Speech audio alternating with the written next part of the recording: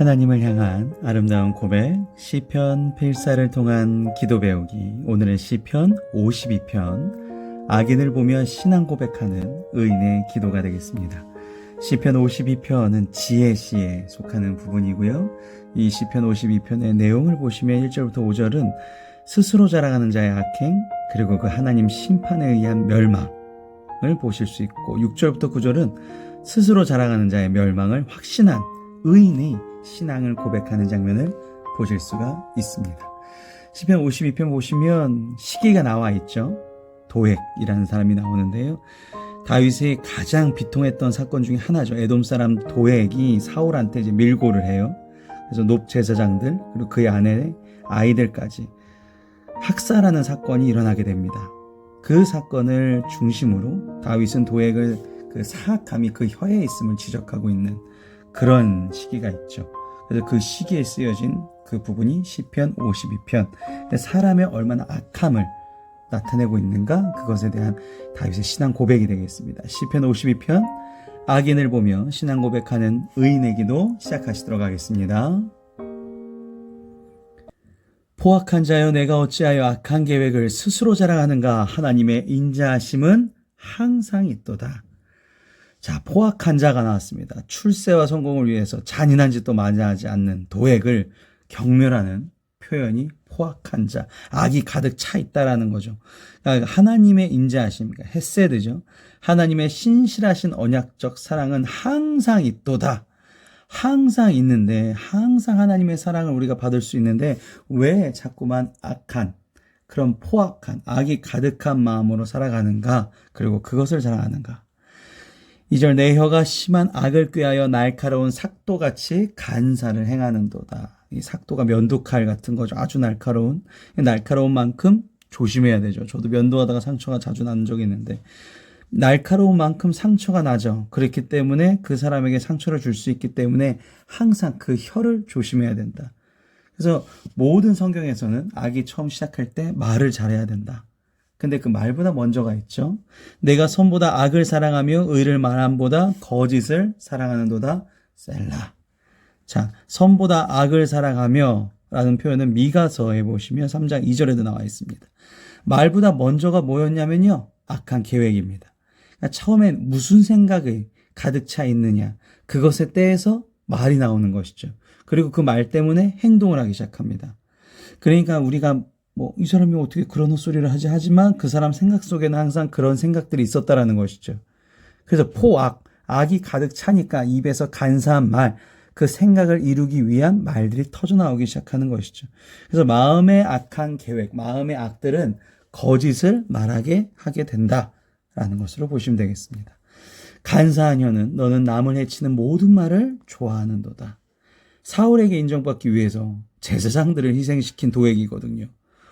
너무나 남을 해치기 위해서 좋아하는 말들, 이것은 다 간사한 말이 되겠습니다. 그 간사한 말들은 악한 생각에서 나오는 것이고요. 그런즉 하나님이 영원히 너를 멸하시며 너를 붙잡아 내 장막에서 뽑아내며 살아있는 땅에서 내 뿌리를 빼시리로다. 생각해 보시면 도액이 사울한테 밀고를 함으로써 이 제사장, 그것도 이제 악하게 말을 했죠. 그래서 그 제사장들이 가족까지, 정말 자녀들까지 싹 몰살을 당하게 되는데, 그렇기 때문에 그 곳에서는, 그 땅에서는, 높 땅에서는 다시금 제사장 후손이 없었죠. 그만큼, 그대로 똑같이 하나님도 너한테 갚아주실 것이다. 살아있는 땅에서 네 뿌리를 빼시리로다. 결국 후손까지, 도액의 후손까지 하나님이 치신다라는 얘기인 거죠. 자, 6절부터 9절은 스스로 자랑하는 자, 이제 멸망을 확신한 의인의 신앙 고백이 됩니다. 의인이 나오죠. 의인이 보고 두려워하며 또 그를 비웃어 말하기를. 여기서 두려워하며라는 것은요, 악인들을 보면서 두려워한 것이 아니라 하나님의 공의로운 통치에 경외함을 느낀 거예요. 그러니까 두려움까지 가는 것이죠. 하나님이 하나님 뜻대로 결국 이루실 것이다, 이걸 알기 시작하면 하나님이 무서워집니다. 두려워지는 거예요.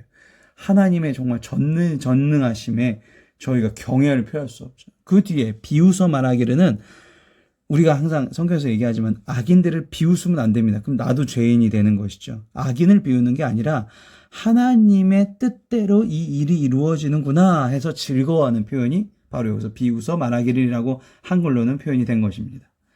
7절 이 사람은 하나님을 자기 힘으로 삼지 아니하고 하나님을 피난처로 여기지 않는다는 뜻이죠. 오직 자기 재물의 풍부함을 의지하며 자기의 악으로 스스로 든든하게 하던 자.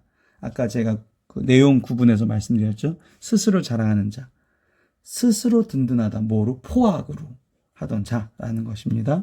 그러나 나는 의인은 하나님의 집에 있는 푸른 감람나무 같으니요 하나님의 인자하심을 영원히 의지하리로다. 헤세드가 또 나왔죠. 1절에 있었던 하나님의 인자하심, 그리고 이 푸른 감람나무가 왜 나왔지 하시겠지만 5절 아까 보시면 5절에 그 악인들의 뿌리를 빼시려다라고 나왔죠. 그러니까 그 후손까지 아예 딱 뿌리까지 빼는 나무였는데 의인은 푸른 감람나무, 하나님 앞에서 계속적으로 물을 공급받아서 잎사귀까지 아주 영양분 있는 그런 푸른 감람나무가 되었다라는 것이죠. 그래서 의인과 이 악인을 대비하면서 나중에 어떻게 되는지 결과를 설명하고 있습니다. 주께서 이를 행하셨으므로, 이게 제일 중요하죠. 9절은 주께서 이를 행하셨다. 하나님께서 악인과 의인을 심판하실 것이다. 내가 영원히 주께 감사하고 주의 이름이 선하심으로 주의 성도 앞에서 내가 주의 이름을 사모하리이다. 즉 하나님은 선한 일, 하나님은 의인을 좋아하시는 분, 하나님은 의인을 택하시는 분이기 때문에 주의 성도 앞에서, 하나님을 믿는 사람들 앞에서 내가 주님의 이름을 사랑합니다. 하나님의 뜻이 선하게 이루어지는 것을 내가 알고 두려워하는 마음으로 사랑합니다. 그래서 우리 그리스도인들은 항상 하나님을 경외하고 사랑하는 사람들. 오늘도 시편 52편 9절까지밖에 안 되는 절이지만 다시 한번 주관자이신 하나님께 우리가 다시 한번 깨닫는 기도하도록 하겠습니다. 기도하시겠습니다. 전능하신 하나님 아버지, 오늘도 주님의 뜻에 따라 이렇게 말씀을 듣고 기도할 수 있음에 감사드립니다. 주님께서 계획이 있으시고 그 일을 이루심을 믿습니다. 저희가 한순간도 놓치지 않고 하나님의 뜻을 따라 살기를 원합니다. 쉬지 않고 기도함으로 주님의 뜻을 받고 그대로 살 수 있기를 소망합니다. 저의 계획이 아니라 주님의 계획하심을 순종할 수 있는 지혜를 허락하여 주시옵소서. 저를 높이기 위해 남을 깎아내리기보다 주의 영광을 밝히 드러낼 수 있는 삶이 되게 하여 주시옵소서. 이 시간 저를 주님의 손으로 저를 만져주실 줄 믿사와 사랑과 은혜가 충만하신 예수님의 이름으로 기도했사옵나이다. 아멘.